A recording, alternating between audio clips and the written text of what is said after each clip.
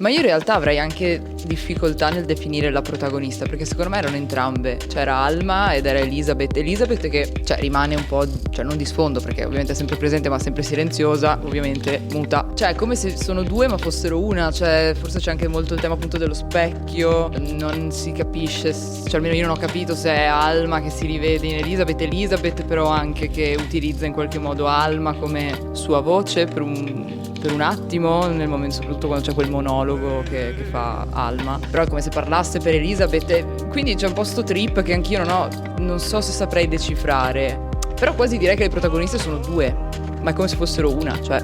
Will you guys just slow it down and make it funky?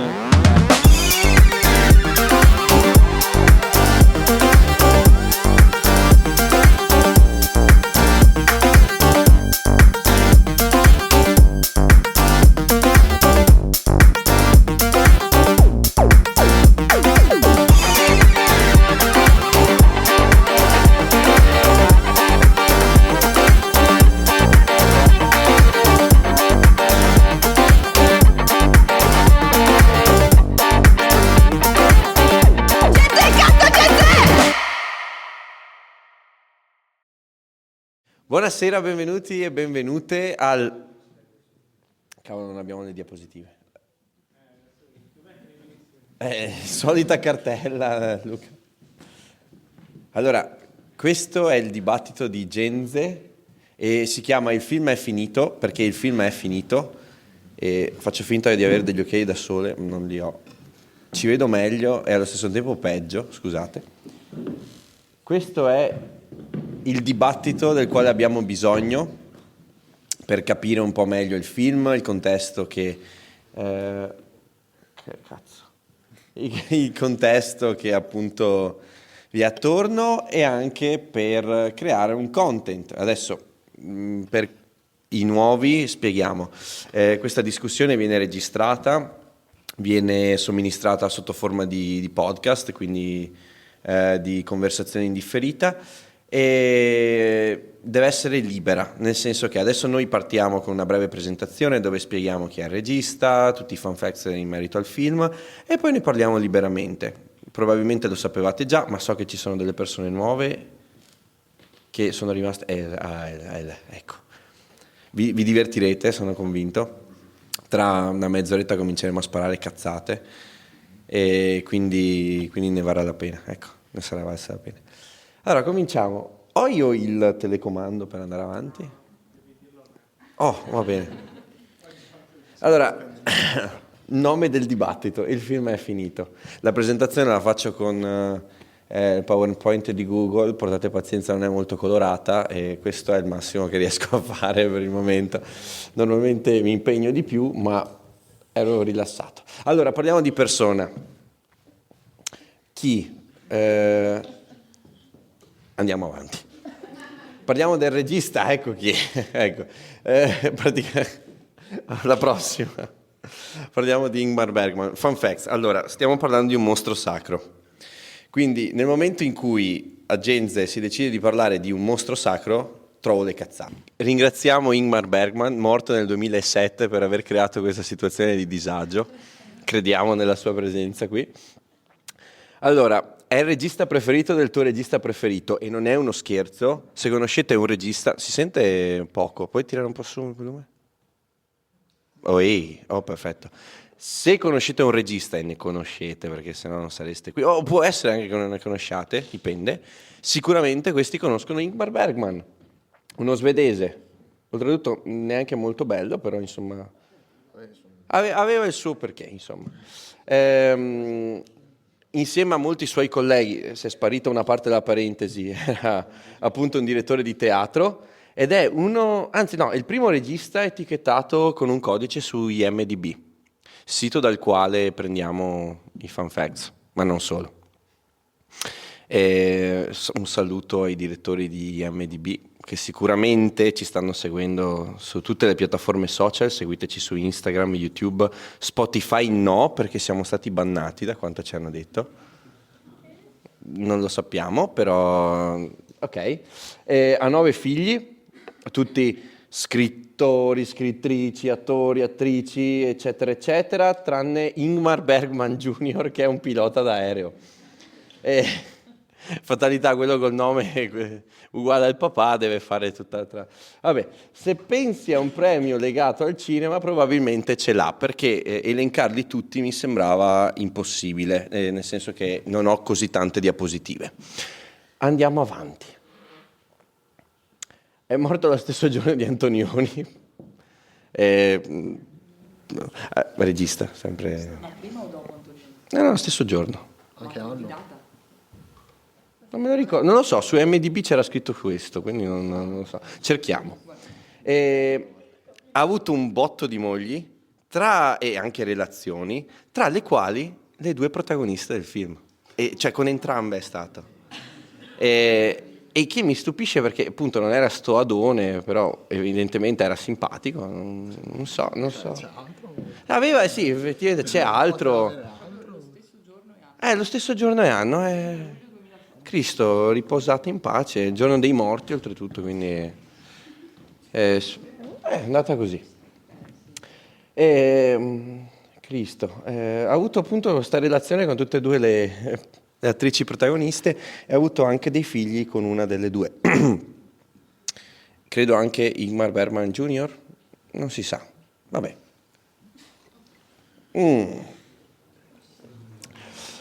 Allora, ha affermato che il suo regista di Hollywood preferito era Billy Wilder, che ha girato anche Viale del Tramonto, film che in realtà è già stato, penso, citato più volte qui, e che è stato di ispirazione per lo stesso film.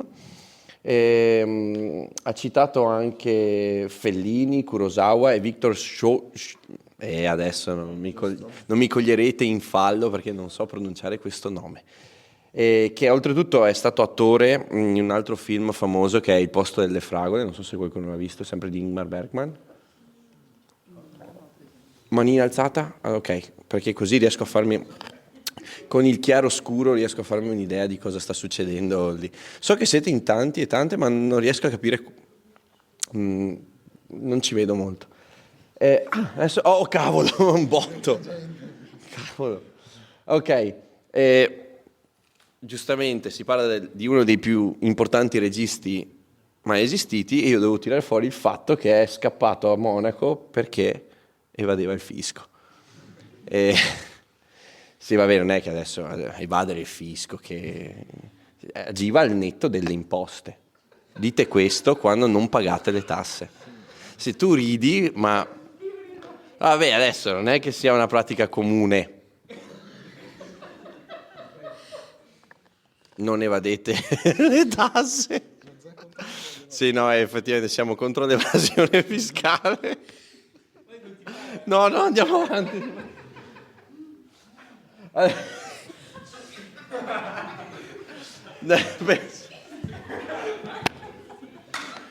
Scusate.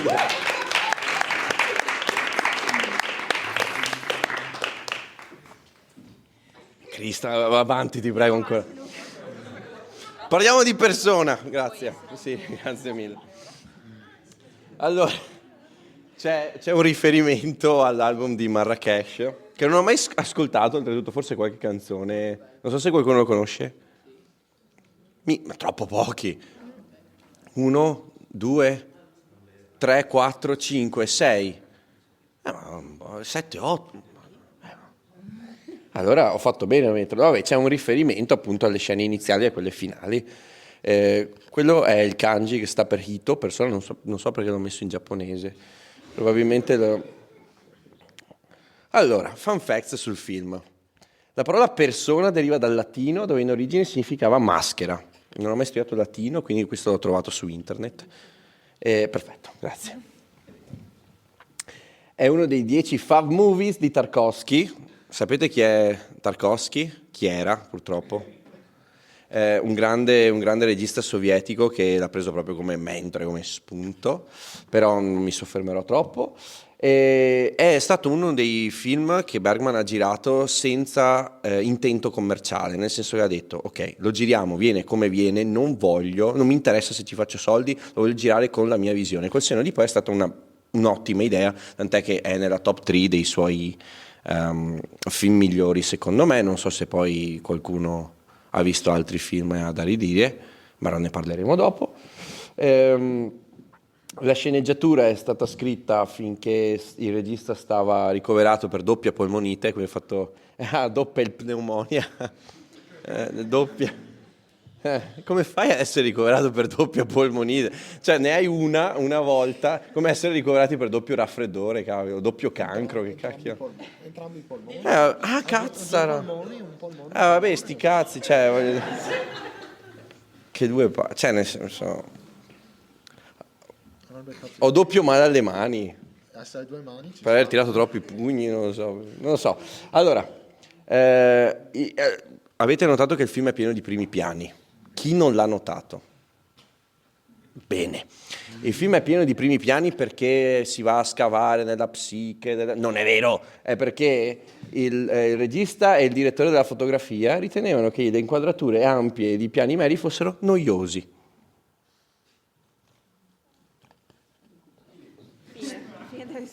Si sta come d'autunno sugli alberi le foglie. Tutte le interpretazioni del mondo non è un... Si sta come d'autunno sugli alberi. Andiamo avanti. Ancora fun facts. Cazzo ce l'ho io. Allora, quando le riprese sono finite, gli attori, le attrici in realtà, e il direttore della fotografia, che dopo citerò, hanno abbandonato il set perché dovevano andare a fare altri lavori e Bergman si è ritrovato da solo, in solitudine, depressissimo, e l'ha proprio dichiarato, perché doveva tornare al suo lavoro normale di direttore di teatro, un teatro che stava fallendo e non è bello quando devi tornare alla realtà e la tua attività sta andando in figa. Dopo 3 mesi l'attività è fallita e lui ha continuato a fare il regista, quindi insomma grazie. Fallimento di teatro.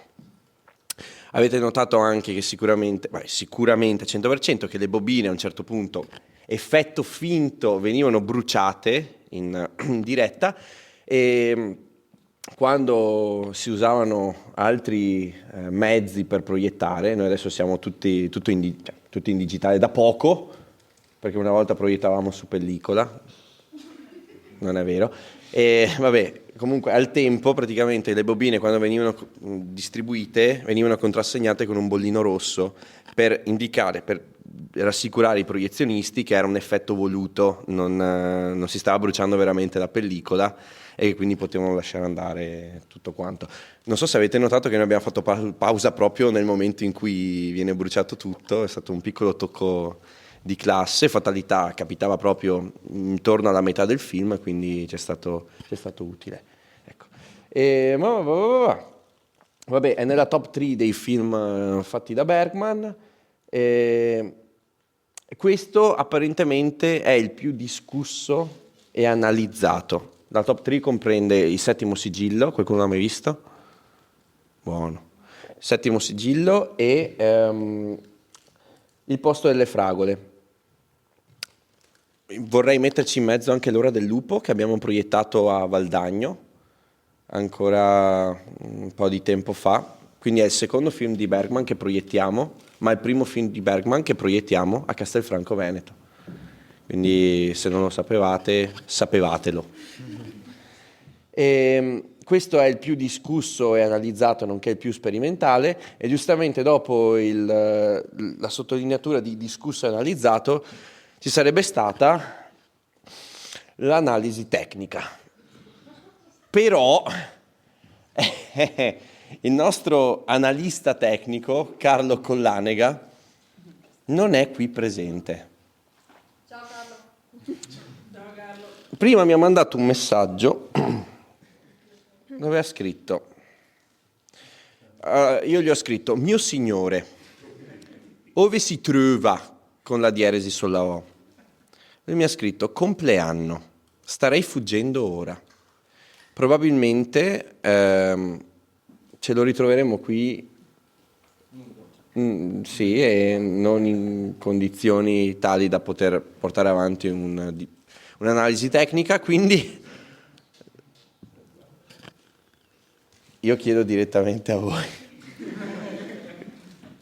analizzatemi il film per favore perché io non so. Beh, la fotografia della Madonna. Voglio citare un altro paio di fun fact sul direttore della fotografia. Non mi ricordo come si chiama la malattia. È morto. Questo non è un fun fact, però siamo nel giorno dei morti, quindi fun. E papapam, è morto di afasia. Ve lo leggo subito.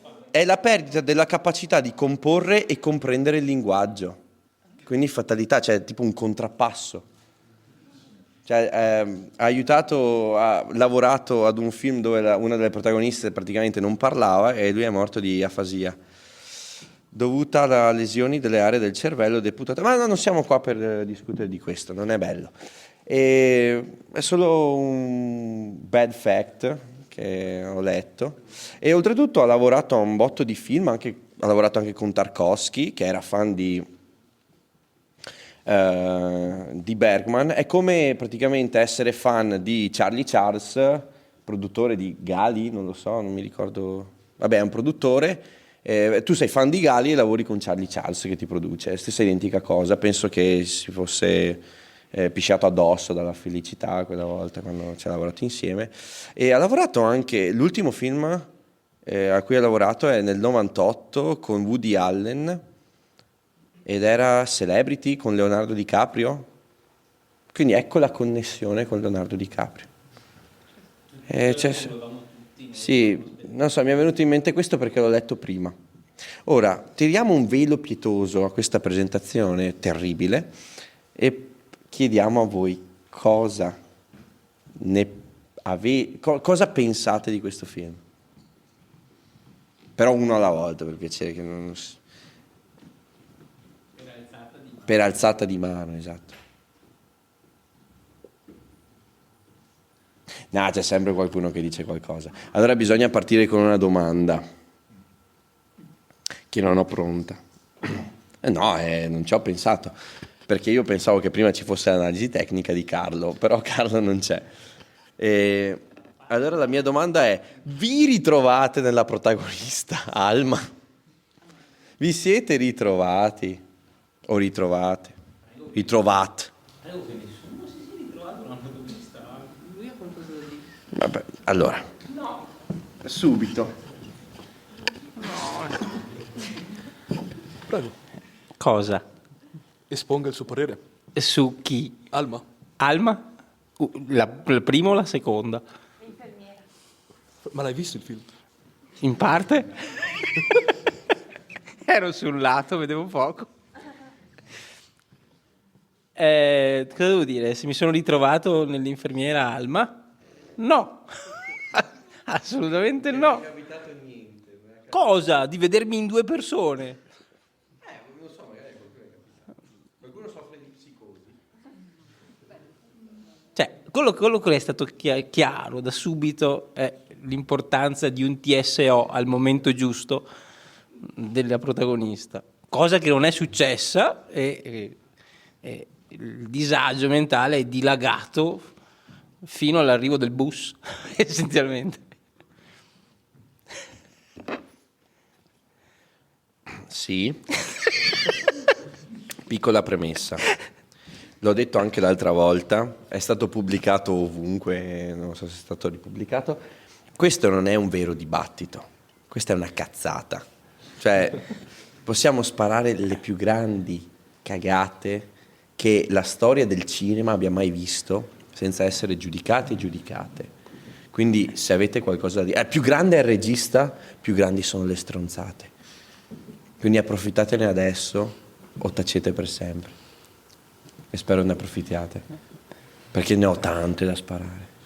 Ma se non ti... ma non importa. Alzate la mano. Ho visto la mano? No, vai. Beh, io direi che è molto umana come personaggio, tolta la psicosi o comunque anche annessa in realtà, perché è umana pure quella alle volte. E direi che soprattutto col fatto che ha detto che bene o male quello che lei pensa, quello che sono quello che dovrebbe essere i suoi ideali non coincidono nella maggior parte dei casi con le sue azioni, e dopo questo aiuta anche con la questione del doppio nel film. Secondo me è molto umana come affermazione, e anche alla fine quello che lei fa nel film, come lei si comporta, quello che lei prova, penso che bene o male tutti in diversi gradi prima o poi l'abbiano sentito, quindi ci si rivede, sì, direi, un pochino.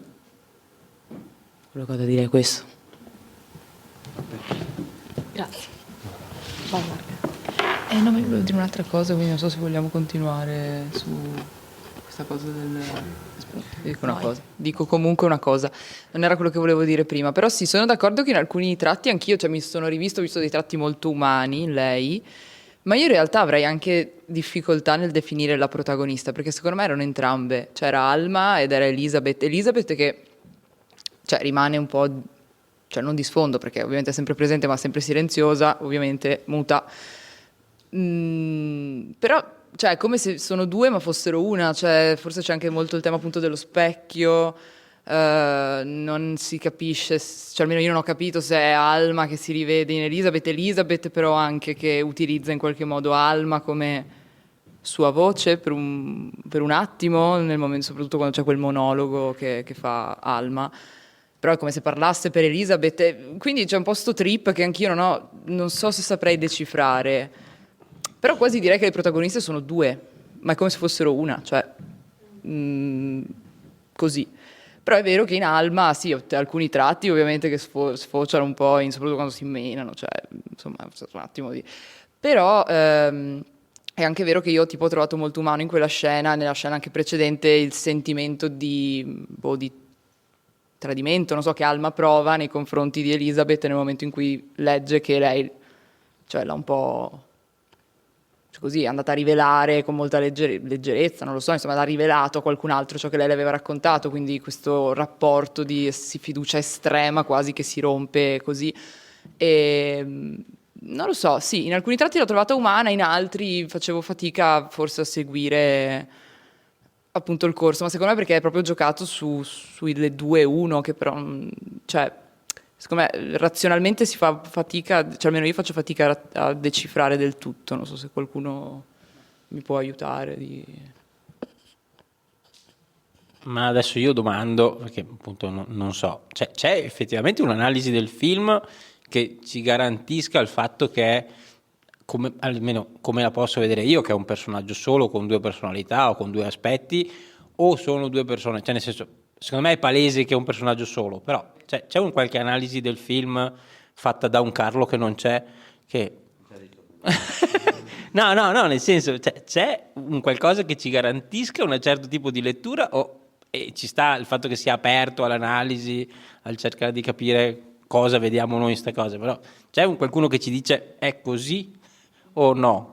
Ci sono 47 magnetizzate.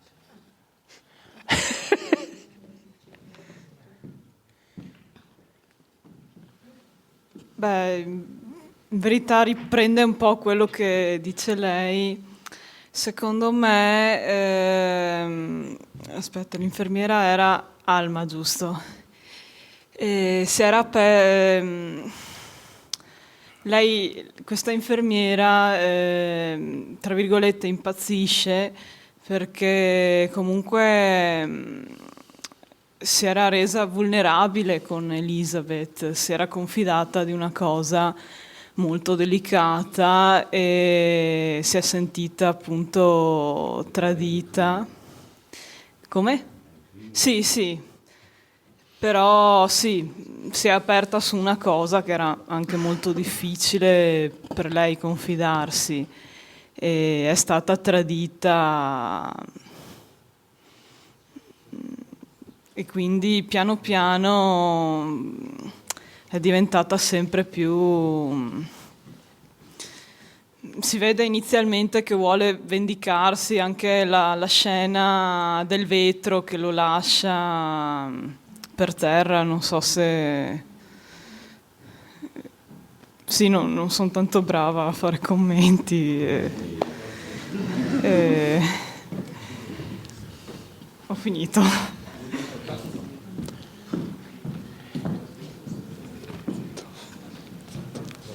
Aspetta, non c'è censura. Ok. No, rispetto alla questione tecnica mi verrebbe da dire che la scelta formale, fotografica, del contrasto bianco e nero, che vediamo in tutto il film, non solo bene la scelta bianco e nero, ma nei costumi, poi banalmente nella scena in cui bevono il vino, la Ullman, Elizabeth, sta bevendo del vino nero e lei sta bevendo del vino bianco, quindi se ci facciamo anche un'ottica puramente super consumata dello yin e lo yang, cioè di due elementi che si compenetrano, e credo che la fotografia e la scelta appunto cromatica banale del bianco e nero, che non è assolutamente banale, ci rimandi a questo tema di fondo, no? Del doppio, che però esiste solo grazie all'altro, e banalmente nella scena quella in cui viene ripetuta, quindi la scena in cui la Ullman nasconde la mano, cioè sotto la mano la fotografia divisa, quindi ancora un doppio, e viene ripetuta prima nell'ottica della Ullman, quindi camera ferma su di lei, e poi nell'ottica di Alma, che però è diventata la Ullman, cioè vestita di nero con la fascia nera, quindi è diventato l'altro. E quindi sì, credo che a livello puramente tecnico ci sia un supporto fortissimo rispetto a questa compenetrazione del io sono l'altro. E se ci rifacciamo a Tarkovsky, che tanto piaceva, lui diceva 1 più 1 uguale 1 più grande, quindi due singolarità, due singoli che diventano però un'unica unità fatta da due persone, ecco. Sì, credo che la scelta, insomma, fotografia e colori rimandi a questa cosa qui, viene da dire.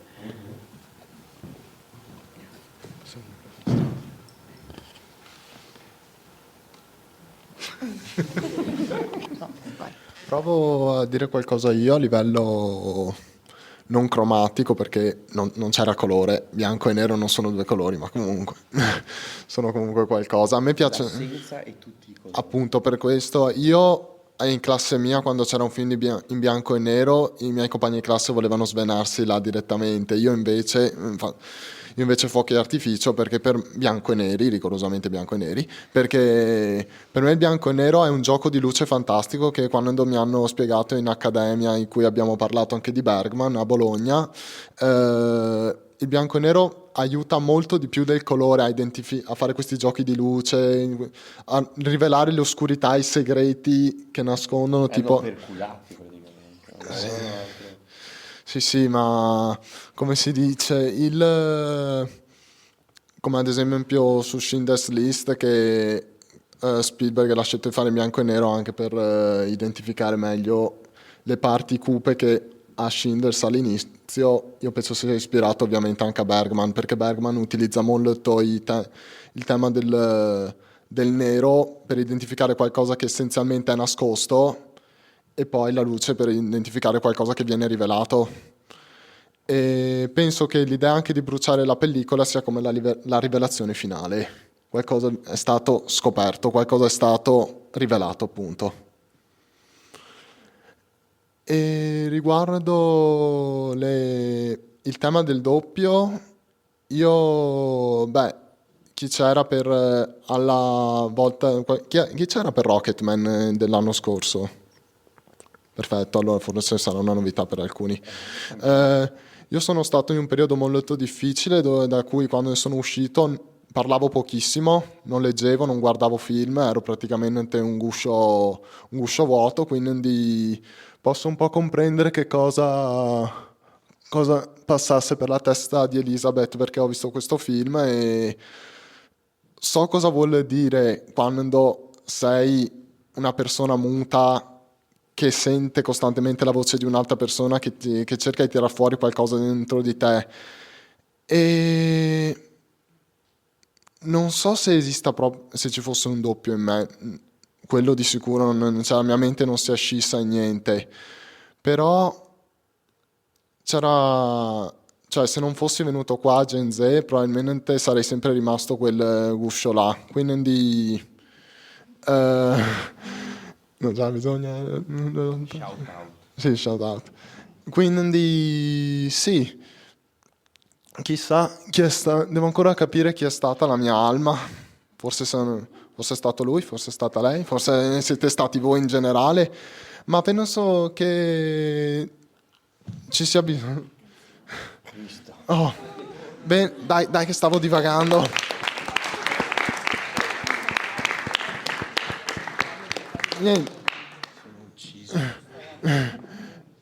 Niente, penso che alla fine Alma sia una parte di Elizabeth e allo stesso tempo non lo sia.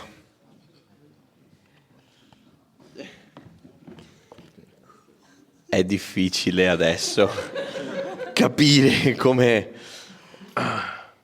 creare un... Allora, sicuramente è un film in cui è difficile identificarsi con le protagoniste, perché è una situazione così di nicchia, così improbabile, così appunto quasi assurda, in cui identificarsi rispetto magari al film dell'altra volta. Non so se c'era qualcuno. Vabbè, quando ci sono film in cui si parla di relazioni, in cui si parla di vita quotidiana, eccetera, eccetera, è molto più facile capire come effettivamente porre una propria situazione personale all'interno del contesto del film. Però in questo caso diciamo ci possono comprensibilmente essere delle difficoltà, ma non dobbiamo preoccuparci, perché adesso è arrivato Carlo Collanega che ci spiegherà l'analisi tecnica del film. Spiegacelo. Che vuoi sapere? No, dai, allora. In realtà stiamo già parlando un po' con le persone di come effettivamente si sono sentite guardando il film, se si sono già identificate nel ruolo della protagonista. Difficile, Sì. ma non improbabile, perché comunque ci possono essere delle esperienze condivise. Allora, visto che c'è tipo 100.000 cose di cui parlare, io lancio la prima domanda per Carlo o per chiunque altro sappia rispondere. Io non ho capito assolutamente che cosa volevano dire le scene iniziali e quei frammenti. Però lì c'è una mano alzata che secondo me... Io ho una mia teoria, però se la risposta arriva dal pubblico è meglio. Venga, insomma. Sì, ho visto una... Prego. Allora, Grazie per aver preso in mano il microfono e spiegare questo. Vabbè, il film di per sé è qualcosa di, come è stato detto prima, metacinematografico. In che senso? Noi all'inizio vediamo tutta una serie di alternanze chiaro-scuro, vediamo una pellicola animata, vediamo uno spezzone un attimo di Chaplin, ma perché Bergman vuole un attimo riflettere su quello che è l'immagine cinematografica. Lo fa all'inizio del film con questa sequenza a prima vista disconnessa. Lo fa sì, mostrandoci quelle immagini lì, ma allo stesso tempo ci ricorda anche come il cinema sia qualcosa di straordinario per il fatto che nasce senza una vocazione narrativa, ma con una vocazione scientifica. Vediamo un'immagine di organi, vediamo un ragno, quindi immagini prettamente scientifiche che però ci fanno emozionare, e questa è la magia del cinema, una delle magie del cinema. Allo stesso tempo allo stesso tempo però ci fa anche ragionare sui limiti dell'immagine cinematografica. Noi, qui un po' mi sto discostando dalla tua domanda, c'è per esempio una scena in cui Alma guarda Elizabeth che dorme e comincia a dire tu sei questo, tu hai la vena, eccetera, eccetera, eccetera. Però è interessante il fatto che lei lo dica, perché l'immagine cinematografica non è così specifica come il verbo. L'immagine cinematografica è di per sé qualcosa un po' di vago, che non va tanto alla ha bisogno comunque di essere definita dalle parole.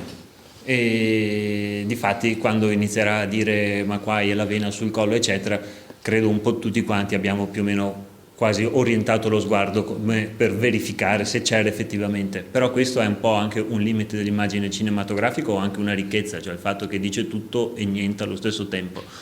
E basta, quindi questo è sicuramente un aspetto interessante del film che ci fa capire come Bergman voglia proporci anche una riflessione proprio metacinematografica, non tanto questo non è propriamente per me un film narrativo, è più un film teorico, riflessivo su quello che è il media qui utilizzato, e basta, mi sto dilungando.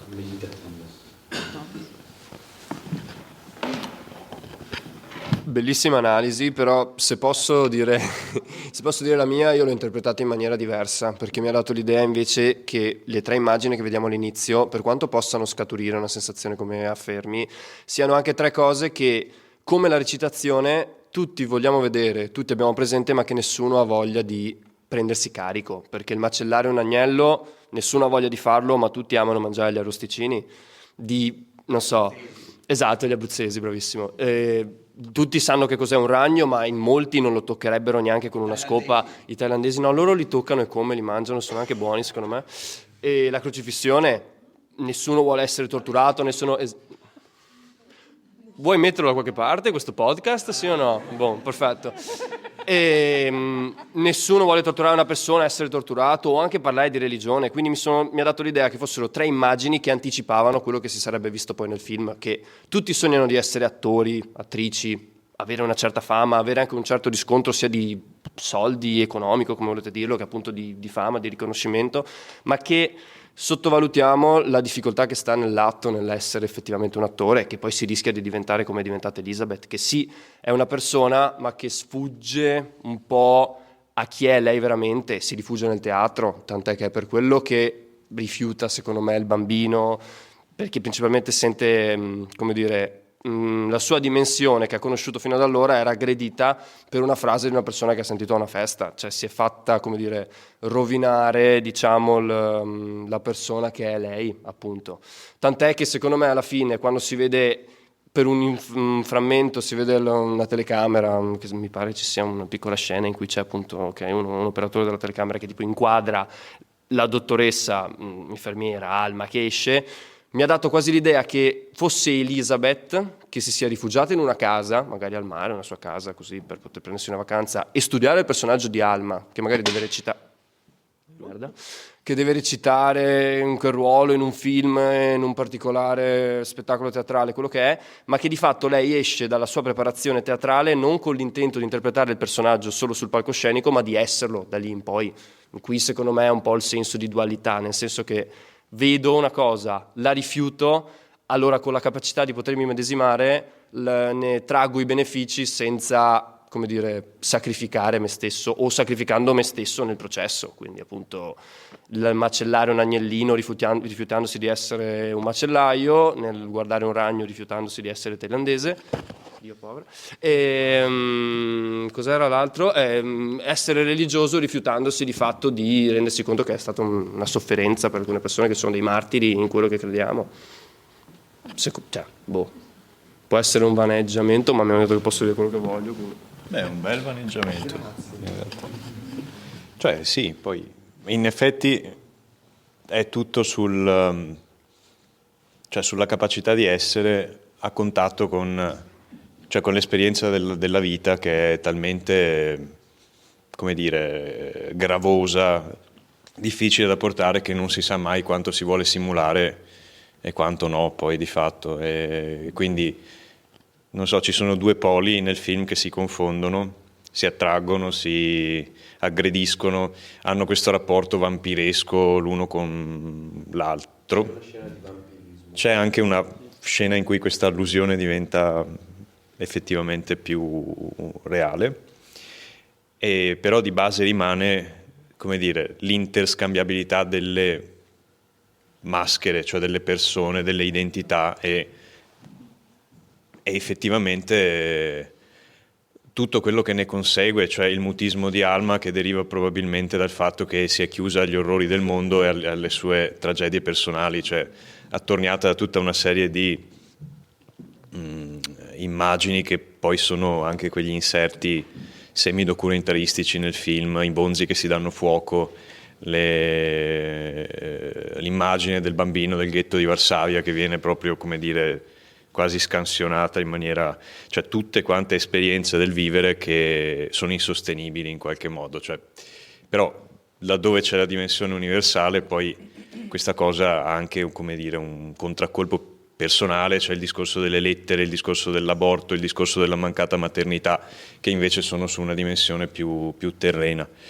E di base abbiamo appunto due personaggi, uno che ama e che non ha, e l'altro che non ama, che probabilmente dissimula, e c'è uno scambio continuo di queste posizioni che si attraggono e fino al giustapporsi a diventare una, in un gioco infinito in cui peraltro non si sa mai quale delle due abbia, cioè, e poi chi delle due effettivamente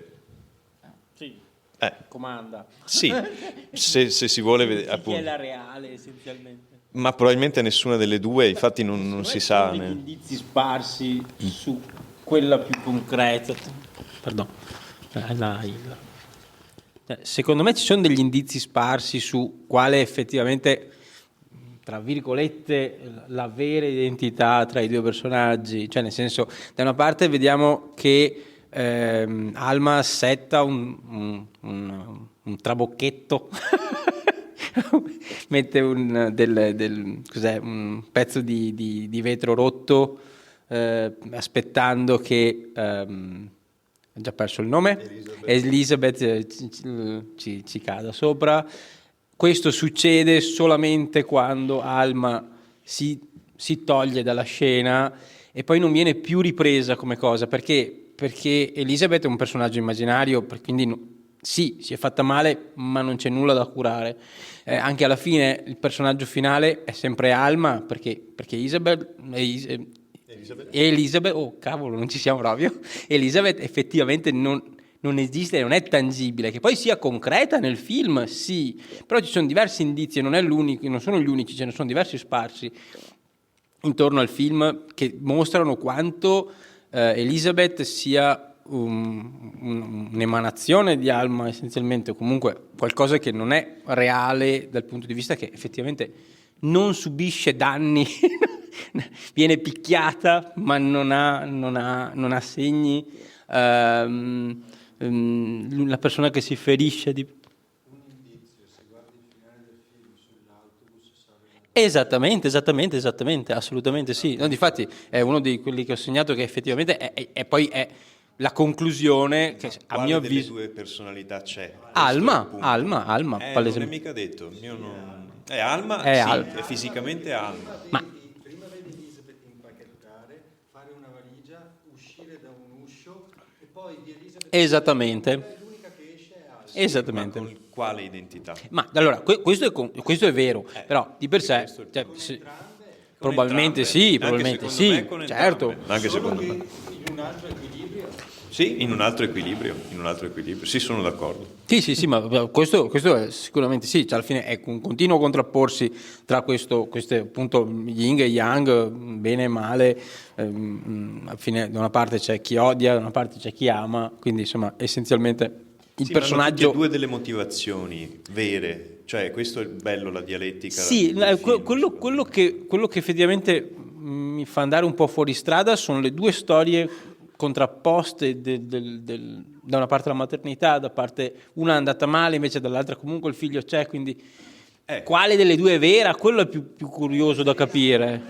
È la stessa probabilmente. Solo che è vista dal punto di vista di una madre che rifiuta il figlio e quindi muore, e dal punto di vista di una madre che si ritrova madre e quindi ce l'ha un figlio. E non lo vuole. Esatto. Ma infatti, ok, ci sta, sì, potrebbe aver senso. Al primo intervento, effettivamente nelle immagini che fanno da prologo in un certo senso all'azione del film, che poi è un'azione che si svolge probabilmente anche potenzialmente in un tempo interiore e comunque in una zona di soglia, diciamo, cioè tra l'avvio del proiettore cinematografico e la fine, quindi la chiusura del proiettore. Ci sono una serie di immagini subliminali, che la dice anche lunga sulla violenza espressiva del film, che è proprio avanguardistica, e anche da parte di un regista che non c'entrava potenzialmente nulla con le avanguardie, avendo esordito alla metà degli anni 40, però riesce ad essere quasi più evoluto dei contemporanei. In quella sequenza, fatta di elementi che non si capiscono e che poi in realtà secondo me sono tutti scarti, rigurgiti dei film precedenti di Bergman, tematicamente sono delle immagini che vengono da una serie di film precedenti, però c'è anche un bambino un bambino con gli occhiali che a un certo punto si accosta all'immagine sfocata di una donna che non sappiamo esattamente se sia Elizabeth o Alma, perché l'immagine non permette di vederlo effettivamente. Io ho la teoria per cui quel bambino sarebbe in realtà il bambino scartato da entrambe, cioè è il bambino abortito da una parte oppure mancato, rinnegato dall'altra.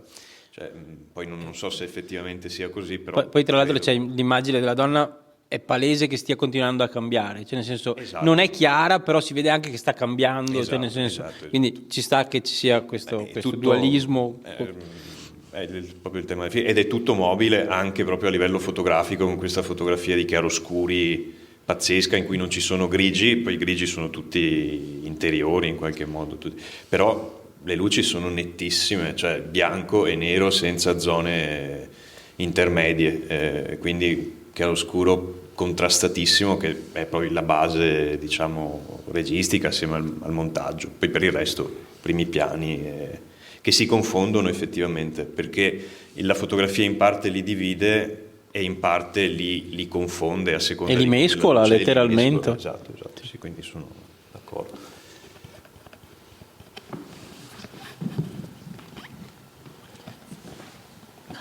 E io volevo magari dire una cosa, se poi qualcun altro ha anche qualcosa da aggiungere. Non so se anche voi avete avuto l'impressione che quello che avevo colto io all'interno di questo film e che mi pare ritorni anche in altri film di Bergman, sia come lui tratti la psicanalisi all'interno dei suoi film. Cioè, l'impressione che ho avuto è che appunto all'inizio del film l'elemento psicanalitico e la terapia sia molto presente e sia anche riportato con una certa autorità, e poi invece mano a mano questa dimensione evapori sempre di più fino a sfumare, cioè alla fine è come se nel rapporto tra psicanalisi e vita reale a un certo punto la psicanalisi sfumi totalmente e invece prenda il sopravvento una riflessione, come dire, direi esistenziale quasi. E quindi non so, era anche un po' per dare un là se anche qualcun altro aveva notato questa cosa. Allora, c'è qualche mano alzata? Aspetta. Mi collego a questa cosa della psicanalisi, perché secondo me il film, proprio con le due protagoniste, vuole mettere in luce la parte che abbiamo in ombra, tutti noi, e quindi c'è tutta questa dialettica, secondo me, psicanalitica del film, dove appunto si cerca un'unione, un equilibrio tra la parte in ombra di noi e la parte in luce. Quindi queste due parti, una che non parla, ma che alla fine diventa dialogo, cioè quello che facciamo fatica a riconoscere in ombra appunto di noi, come dice Jung. E quindi secondo me il film è molto psicanalitico, molto. E tutto, c'è questo doppio anche di morte iniziale, anche di corpi morti e di immobilità, di non parlare, e al contrario l'altra persona che parla per 10.000, cioè che è logoroica. E quindi c'è proprio questo bisogno anche di compensare questi due bisogni interni che a volte abbiamo, anche di stare in silenzio e invece anche di comunicare. Quindi sì, mi è piaciuto molto. Aspetta. Grazie. Comunque parlando appunto di psicanalisi, premesso che non sono un esperto, però comunque anche all'inizio l'immagine che era stata precedentemente richiamata, quella del ragazzo con gli occhiali che guarda questo volto evanescente, comunque quella lì sarebbe anche una fase dello sviluppo psicologico della persona, no? Il momento in cui il bambino si guarda allo specchio e vede un volto diverso di quello dalla madre e dice ok, questo sono io. Qui in un qualche modo è un processo anche psicanalitico che si attiva ogni volta che noi andiamo al cinema, soltanto che noi non ci riconosciamo con il nostro volto sul grande schermo, ma attraverso quello del personaggio, e qui si potrebbe un pochino dire che Bergman un po' ci fa la domanda: e voi con quale volto vi identificate? Cioè questo bambino con chi si identificherà? Qual è la vera identità? E quindi sì, ci sta tutta quanta l'aspetto della psicanalisi. Dopo comunque mi viene anche da dire che da un punto di vista storico più o meno gli anni 60 sono anche gli anni in cui opera un altro grande mostro sacro della cinematografia in America, che è Hitchcock, che di psicanalisi riempie tantissimo il suo cinema, e quindi non vedo lontano che Bergman, anche lui, ci metta dentro la psicanalisi. Non so però dire quanto sia fedele ai principi della psicanalisi, cioè nel senso, una cosa, cioè quello che voglio dire è che qual è la comprensione che ha Bergman della psicanalisi. Non essendo lui uno psicologo, c'è anche questo un pochino da tenere a mente dal mio punto di vista, che non è qualcosa propriamente da manuale, ma è anche un po' una rivisitazione sua, come Hitchcock che ci dice: guarda, ogni volta che hai un trauma è importante riviverlo, però è effettivamente quello il modo migliore per superare la ferita che la persona ha? Non lo so, quindi... Però mi piaceva un attimo richiamare l'attenzione sull'aspetto iniziale del volto e della fase del riconoscimento allo specchio.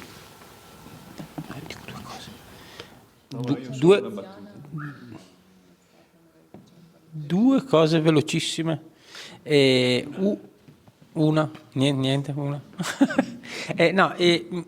è tornato in mente quando parlano della foto e parlano del bambino che ama comunque la madre nonostante tutto e la osserva con occhi adoranti o cose del genere, ed effettivamente sì, adesso detta così, riguardando al ragazzino all'inizio, ha molto più senso identificarlo, adesso non so se sia giusto, però identificarlo come il bambino in questione, poi non è detto che sia giusto.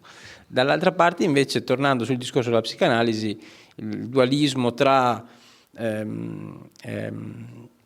realtà somatizzate e chiuse, quindi una persona che non parla, una persona chiusa in se stessa, e invece dall'altra parte una persona che cerca delle risposte, che continua a chiedersi, farsi delle domande per avere delle risposte che non ha, perché appunto sono problemi somatizzati e nascosti nel profondo, insomma. Quindi insomma, sì, adesso lungi da me da dare una risposta a sta cosa, però cioè, si vede qualche richiamo al tutto. Io volevo collegarmi a quello che era stato detto prima, cioè il regista vuole parlare del doppio e della psicosi e pretende di farlo, come dire, attendosi a un libro di regole scientificamente provate. Magari no, però magari vuole farlo proprio in qualità di persona che viene dal mondo del teatro. Cioè nel film si comincia e il film comincia e sappiamo che la protagonista, una delle due protagoniste, Elizabeth, cade in questa problematicità dopo che interpreta Elettra. Siamo nel mondo del teatro greco e, se mi ricordo bene, nell'antica Grecia il teatro greco era molto importante per, come dire, maturare un determinato sentimento, cercare di portare le persone a non è esattamente giusto, però diciamo che va bene capire quello che stavano provando, non esattamente così, però vabbè, perdonatemi. E c'è comunque il teatro nella società greca aveva questa grande importanza proprio di costume e di socialità. E comunque lui, appunto, come abbiamo capito prima, è un regista che viene dal mondo del teatro. E poi alla fine, quando c'è Alma che sale sul bus, torna l'immagine di una maschera greca, quella che sembra una maschera greca, e quindi questo è una cosa che mi è venuto come flash, quindi non l'ho ancora maturata bene, però magari Bergman non sta parlando come dire, scienziato, nonostante tutti gli indizi, anche le immagini inizio film siano così, come dire, il ragno, così spoglie, però in realtà c'è tutto un sostrato molto più culturale, molto più teatrale nel senso primordiale della parola, greco, molto più significativo. Poi anche tutto il discorso di maschera, appunto, persona, ognuno indossa una maschera, cosa succede quando ci perdiamo in queste maschere. E ultima proprio, diciamo, cosa, ho apprezzato molto che per parlare della psicosi del doppio Bergman aveva scelto 2 personaggi femminili con tutte le coercizioni che in un certo senso il mondo mette al femminile. Diciamo, probabilmente il motivo femminista non è il motivo centrale di questo film, almeno io non credo sia così, però questa scelta l'ho apprezzata molto. Secondo me il monologo sulla maternità è veramente d'impatto.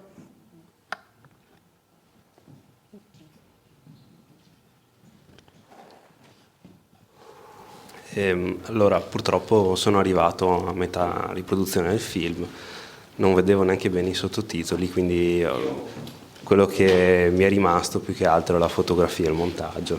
Vedo che stanno andando via tutti, non è un incipit bello, lo ammetto, però quello che volevo chiedere a chi ha un po' più di familiarità col linguaggio cinematografico è se nota quello che ho notato io, cioè il regista sembra suggerire in ogni scena con molta enfasi che questo è un film serio, che non è che ti sto mettendo delle scene così, c'ha tutto un senso.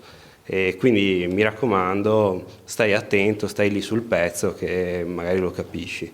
E in questo sforzo di serietà incredibile ha un risvolto per cui non vedendo i sottotitoli, non capendo niente, anche un po' ridicolo. E infatti credo ci sia più di qualche scena dei Simpson che sia stata parodizzata da questo film, penso, insomma, mi ha ricordato più di queste. E non so se è un pallino mio che torna quando vengo qui a vedere qualche cosa di cinema più alto nel trovare dei collegamenti poi col cinema comico. Però anche qui i temi del cinema comico ci sono tutti, il doppio, i personaggi molto diversi, gli equivoci che non si capisce chi è chi, niente, ecco, questo volevo dire. Bergman forse sarebbe anche contento, nel senso che cioè, era a quanto pare uno molto burlone cioè lui lavorava con gli attori, vabbè, quello lo facciamo, sì. A quanto pare si divertiva, cioè pur soffrendo moltissimo a quanto pare come essere umano, aveva anche il suo momento di così leggerezza. Però è vero quello che dici tu, nel senso che Persona, ma non solo Persona, forse anche Bergman, questo tipo di cinema è solitamente quando, cioè in un contesto comico si vuole trovare lo stereotipo del film nordico, palloso, cioè sì, cioè molto, ma non so, ma anche in Monty Python mi viene in mente che, mi ricordo se sia nel Sacro Graal, ma c'è un riferimento chiaro, non so se nei titoli di testa o di coda, non mi ricordo più, sul fatto che stanno facendo un film alla Bergman, quando in realtà non è così, perché i cavalieri vanno in giro facendo il rumore degli zoccoli dei cavalli a piedi, facendo questo movimento e facendo il rumore degli zoccoli dei cavalli con delle noci di cocco, per cui il contesto non è proprio... Però sì, cioè, ci sta. Io ho un'altra lettura, cioè secondo me dovrebbe essere un po' storicamente contestualizzato il film, perché siamo fine anni 50, è finita una guerra, però siamo in Europa del nord, non tanto travolta dalla guerra in modo così drammatico come il resto dell'Europa, e qui abbiamo 2 donne che sembrano tanto uguali, identiche, ma in realtà sono totalmente diverse. Una è aristocratica, rappresenta una classe superiore, si distingue, riesce a essere superiore anche al dolore, ride deride il dolore dell'altra e anche i discorsi che questa fa. L'altra invece è fragile, arriva da un mondo molto più umile e si fa travolgere da questo innamoramento. È un po' una lettura che allora c'era tra la contrapposizione delle classi sociali. E anche la lettura del figlio è visto così. Un figlio che all'aristocratica non ne frega niente, perché tanto lei è superiore, può anche. E la sofferenza invece del figlio dell'altra. E questo. Un altro aspetto che io ho osservato invece, la mia sensazione all'inizio, è che i dialoghi, i discorsi delle due donne sono, per essere negli anni 50, molto in là. Io stavo pensando negli anni 50 che dialoghi facevano in Italia. C'è una cosa divertente che poi No. Cioè, il livello di emancipazione, di un'emancipazione, anche i dialoghi sessuali, che poi in Italia quando arriva sto film lo censurano totalmente, tagliano il pene all'inizio, tagliano tutto il dialogo di lei che descrive le sue emozioni orgasmiche, no? E tutto là. Vabbè, basta, non dico altro. Beh no, ma questa lettura sociale ci piace molto in realtà, perché probabilmente è anche anticipata, secondo me Bergman l'aveva presente ed è vero. Ma probabilmente sì, ci sta, cioè probabilmente fosse andato più in fondo ne avrebbe tratto un film sociale, ma sì, e poi avrebbe forse diminuito l'interesse più generale, insomma, affrontando il film tante cose, è giusto che probabilmente incorpori anche questa e che però la lasci sullo sfondo in mezzo a tante altre, probabilmente, almeno questo è il mio sentire rispetto al film. Però che ci sia l'accenno puntuale a questa cosa è assolutamente giusto. Sì, il film è del 66, quindi in realtà siamo un po' avanti rispetto, e ciò nonostante il contesto è imparagonabile a quello italiano, nel senso che effettivamente sì, questo film andava fatto con i sottotitoli e andava fatto con i sottotitoli corretti, perché la versione italiana ha tutto il dialogo chiaramente sul risveglio dei sensi o cioè il fatto che il dialogo sia così scabroso, insomma, ecco, nella versione originale non era ammissibile in contesto democristiano, per quanto la cultura cominciasse a cambiare lentamente anche in Italia. Sì, per cui avessimo dato questo film in italiano avremmo fatto probabilmente un dispetto al povero Bergman, e quindi andava probabilmente visto così, ecco. Sì, quindi tutto vero e tutto secondo me giusto. Posso dire? Come in molti film di Bergman ho visto l'ambiente familiare, in questo caso il rapporto madre-figlio, non è il più allegro che si possa vedere o quel che si possa desiderare, come anche su Fanny Alexander, su Sospiri e grida, e quindi cosa c'è di Bergman qua dentro a livello familiare? Nel senso, perché penso che Bergman non abbia avuto l'infanzia più allegra che si possa desiderare, con il padre pastore e la madre che non ho detto cos'era, ma mi pare fosse rigido e tutto il resto. Quindi chiedo anche al pubblico, se qualcuno voresse rispondere, cosa c'è di Bergman bambino? Perché so che lui prende molto la sua infanzia per i film. Cosa c'è di Bergman bambino qua dentro? Non c'è surströmming, famoso pesce vomitevole. 100% che ha mangiato il surströmming da bambino. Probabilmente nella clinica in cui è rimasto ricoverato per infezione polmonare mentre concepiva questo film. Doppelpneumonia. Doppelrazione di pesce di ecco.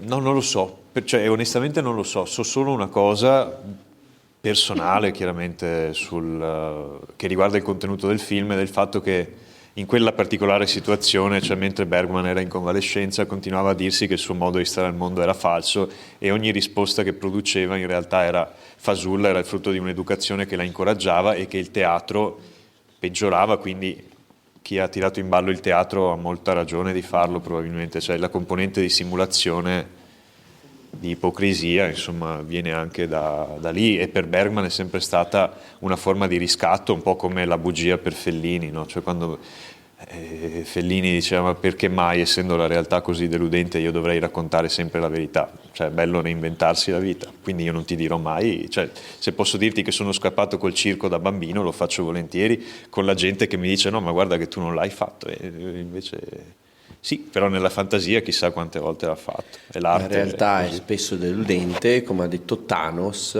in Avengers Endgame. Si ritorna Infinity War, quindi parte 2. Parte 1. Cristo, vabbè, un altro dei film citati questa sera.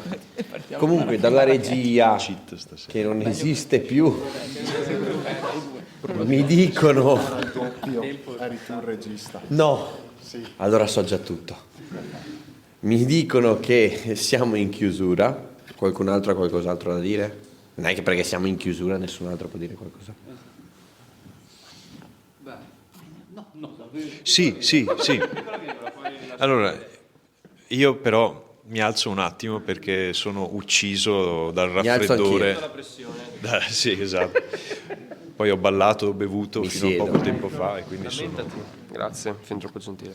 E, mi pare che l'abbia detto lei effettivamente, che ha riflettuto sui personaggi femminili all'interno del film. Di fatto i personaggi maschili fanno schifo, salvo il bambino. Non ce ne sono. No, c'era il marito di Alma che ok, va lì, che dopo fa anche un certo senso perché sembrano riconoscere la moglie. Noi rimaniamo un attimo, almeno lo spettatore alla prima visione del film dice ma non riesci a riconoscere tua moglie. Magari l'ha riconosciuta.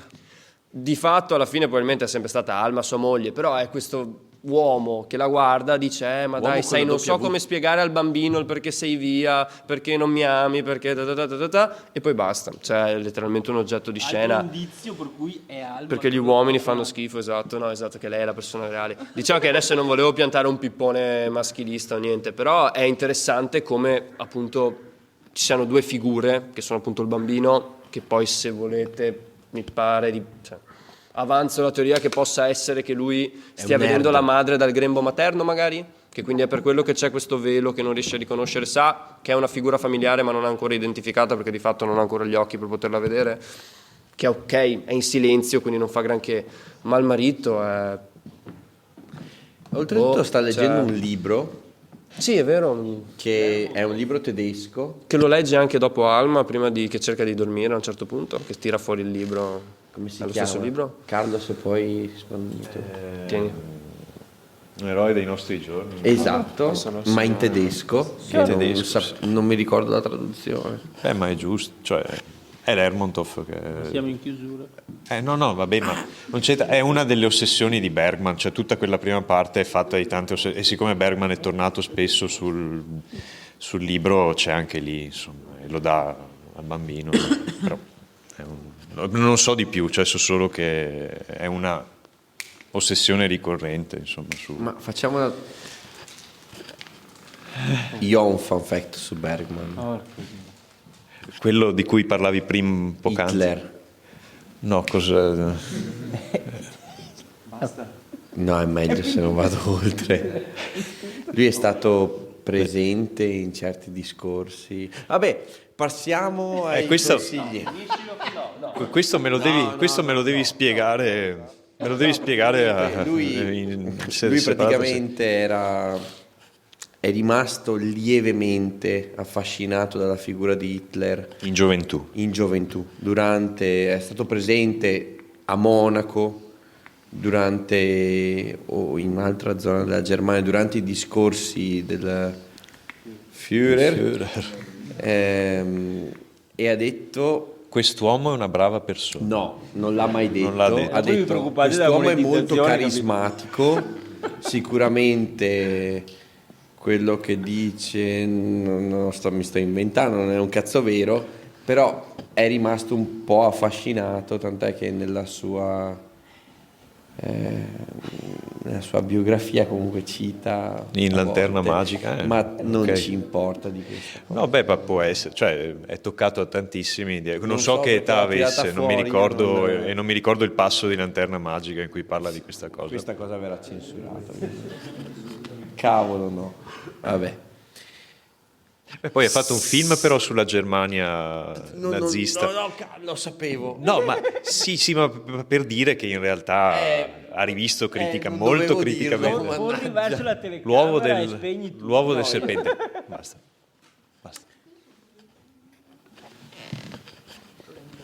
A voi, popolo, che siete rimasti, se vi è piaciuto Persona di Ingmar Bergman, amerete. Allora, Un mondo di marionette, sempre di Ingmar Bergman.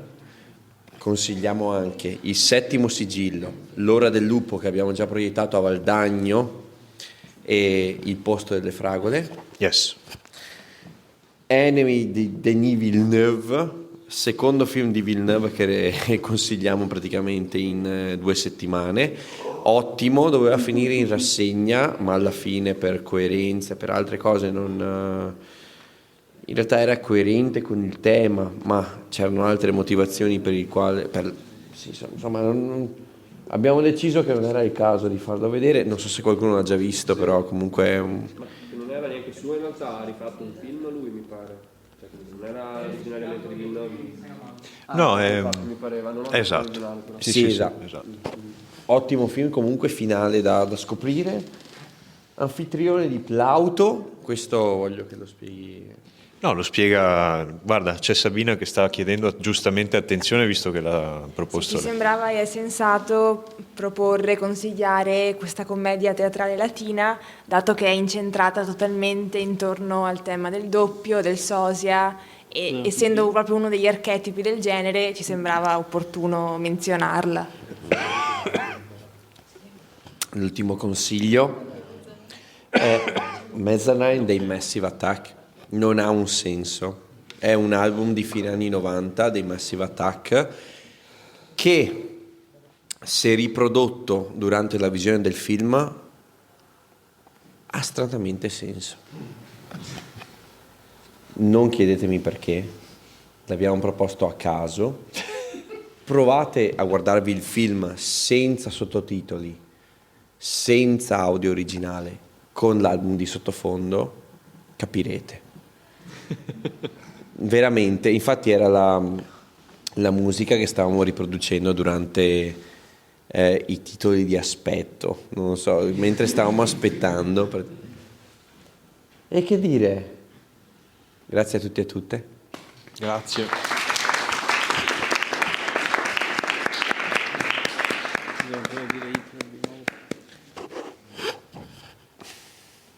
Andate a fare ficca alle 5 di pomeriggio, la merenda svedese. Voi non lo sapevate, io lo so, perché ho un amico che è in parte svedese. Shout out a Tommy, ciao Tommy. Un saluto. Un saluto a Tommy, facciamo ficca tutti insieme. Vuol dire merenda.